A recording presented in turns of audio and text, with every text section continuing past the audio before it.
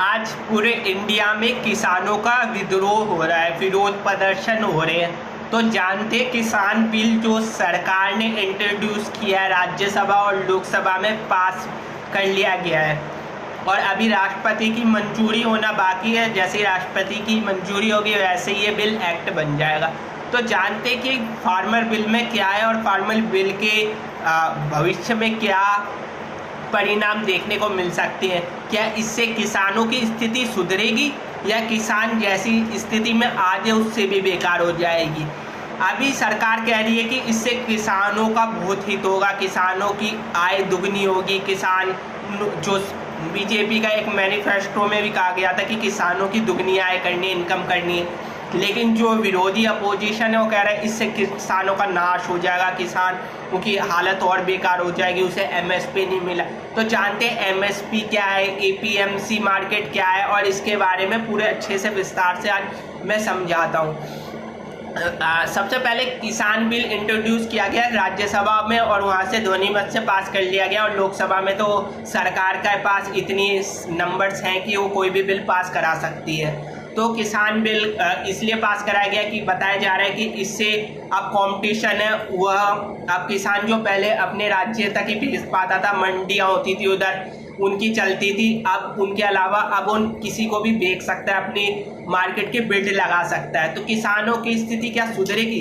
आज किसानों की स्थिति इतनी बेकार है कि महाराष्ट्र में किसान आत्महत्या करते हैं, विदर्भा में आत्महत्या करते हैं, बुंदेलखंड में आत्महत्या करते हैं। किसानों की स्थिति दिन प्रतिदिन दयनीय से और दयनीय होती जा रही है। वो आत्महत्या करने पर मजबूर है। तो इसके लिए क्या किया जाए? तो किसान जो बिल ला रही है, ये जो सरकार बिल ला रही है उसमें ये बता रही है कि अब किसानों को भी एक मौका मिलेगा कि वह भी अपनी चीज़ों को कहीं पे भी बेच सकती है। और एमएसपी का मतलब होता है मिनिमम सपोर्ट प्राइस, यानी न्यूनतम समर्थन मूल्य। आसान भाषा व सरल भाषा में समझाए तो सरकार ने एक निश्चित राशि करी है। मान लो अगर 10 किलो गेहूं का रेट है तो किसान क्विंटल पे 2000 रुपये करीब उसे दे ही देगी, यानी 20 रुपये केजी के हिसाब से उसे किसान को पैसा मिल जाएगा। क्या लेकिन किसान इस रेट पे बेच पाते हैं? ये बिल्कुल सही नहीं है। और जो जनता है, कंज्यूमर है, हम जैसे लोग, उनके पास इस समय रेट आता है वही गेहूं का 30 रुपये और बाकी चीज़ों में हमें दुगनी, क्योंकि ट्रांसपोर्ट प्राइस होता है, ये होता है। तो मंडियां इस समय जो वहाँ पे बिचौलिए उनकी कमाई होती है। और अगर सरकार ये वाला नया बिल लाती है तो इसके क्या परिणाम होंगे? अभी कह रहे हैं अभी बिचौलिए पहले भी थे बिचौलिए, अब इसकी जगह एक मोनोपोली होगी बड़ी बड़ी मार्केट की। शुरू में तो किसानों को 20 रुपये की जगह 22 रुपये पकड़ा देंगे, क्योंकि उनके पास पैसा होगा तो अच्छी खासी रकम पकड़ा देंगे। वॉलमार्ट आ सकता है, अमेजोन आ सकता है, जियो मार्ट आ सकता है कंपटीशन में। तो शुरू में तो कंपटीशन रहेगा, मोनोपोली रहेगी।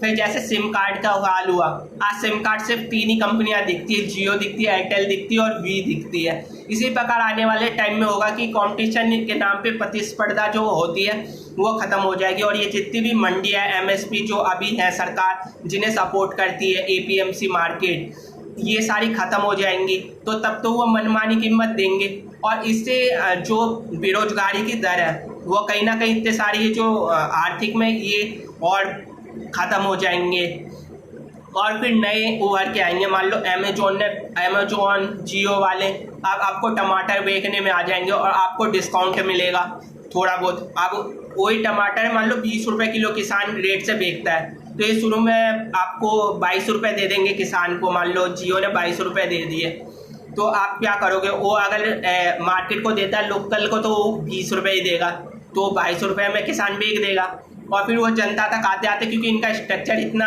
बड़ा होगा, जमाखोरी हो सकती है, इतना कूलिंग होगा। एक चीज़ है कि इससे सामानों के वेस्टेज नहीं होगा। जो अभी हमारा अन्न वेस्ट हो जाता है, आप देखते हो पानी में सड़ जाता है, चूहे कुतुल जाते हैं, क्योंकि इनके पास इतना बड़ा स्ट्रक्चर होगा, उसका भी खर्चा लगाएंगे, इनके वर्करों को सैलरी देनी होगी, उसका भी। तो कंज्यूमर तक जो टमाटर अभी 20 रुपये का 40 रुपये का मिलता है वो ज़्यादा से ज़्यादा 35 रुपये का ही मिलेगा, क्योंकि ऑनलाइन बेचेंगे, आपको डिस्काउंट मिलेगा। तो इससे जो लोकल मंडी वाले होते हैं, सब्जी वाला, उसमें भी एक कमी आएगी, क्योंकि सब्जी वाले से सब्जी खरीदना लोग कम कर देंगे। मैं दिल्ली का बता सकता हूँ, दिल्ली में एक सब्जी वाला प्रतिदिन अगर ठेली लगा ले छोटा मोटा भी, तो 1,000 रुपये मिनिमम कमा के चला जाता है, यानी मंथली 30,000। तो सबसे ज़्यादा उनकी इनकम में भी एक कमी आएगी, क्योंकि वो आज 30,000 रुपये कमा रहे हैं तो उनकी इनकम हाफ हो जाएगी।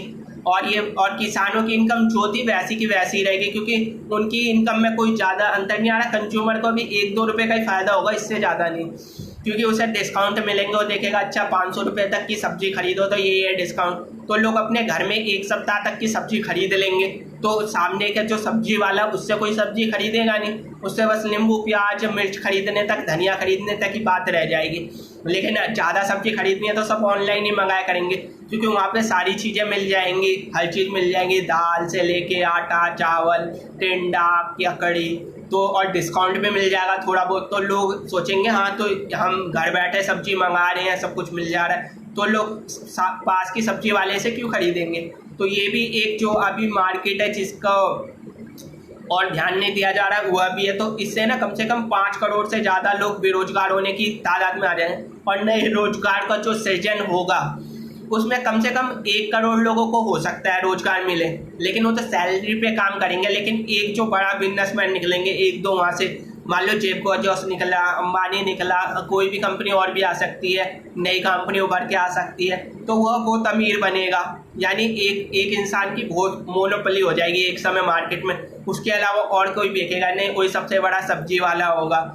चाइना में एक पानी वाला उस समय चाइना का सबसे अमीर आदमी बन गया, तो ये सब्जी बेच बेच के पता चले पूरे भारत का सबसे अमीर आदमी बन गया, कोई नया निकल जाए तो, क्योंकि वो पूरे ऑल ओवर इंडिया में अपनी सब्जी बेचेगा।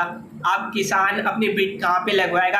एक कहा जा रहा है कि किसान है वो अपने से, मान लो एक तमिलनाडु का किसान हो, पंजाब में भी अपने सामान बेच सकता है, लेकिन बेच तो सकता है, लेकिन उसका ट्रांसपोर्ट का खर्चा इतना ज़्यादा आ जाएगा, क्या वो वाकई में बेच पाएगा, क्या ये हकीकत है, नहीं है ना। तो इसलिए किसानों का विरोध इस समय, किसानों की स्थिति हो ही रहनी है, लेकिन बस जो बीच में बिचौलिए उनकी स्थिति समाप्त होकर नए बिचौलिए आ जाएंगे और उन्हीं की मार्केट हो जाएगी। शुरू में बड़ा अच्छा लगता है, प्रतिस्पर्धा होगी, कंज्यूमर होगा, कैपिटलिज्म में ये बड़ी बड़ी बातें करी जाती है, लेकिन आज आप देख रहे हो कैपिटलिज्म का हाल क्या हो चुका है।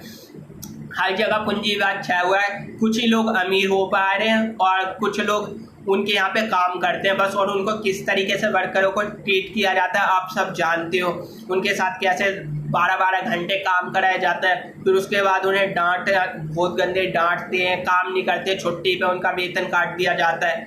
तो वही हाल बाद में होगा। अभी मंडी है, वहाँ पे काम सही से हो या ना हो, अनाज भी सड़ जाता है, ये बात तो सही है, लेकिन इसके बाद आप किसान क्या करें। किसानों की स्थिति तो आज कोई भी अपने बच्चे को किसान नहीं बनाना चाहता, हर कोई नेता का बेटा नेता बनाना चाहेगा, एक्टर का बेटा एक्टर, वकील का बेटा वकील, लेकिन किसान कोई नहीं बनाना चाहता। सबको पता है कि इसमें कोई मुनाफा है ही नहीं, एक किसान साल भर मेहनत करता है और उसे उसका ठीक पैसा भी नहीं मिलता। अभी सरकार उसे लोन लेता है किसान, और फिर वो लोन को भी नहीं चुका पाता तो फिर वो किसान करे तो करे क्या।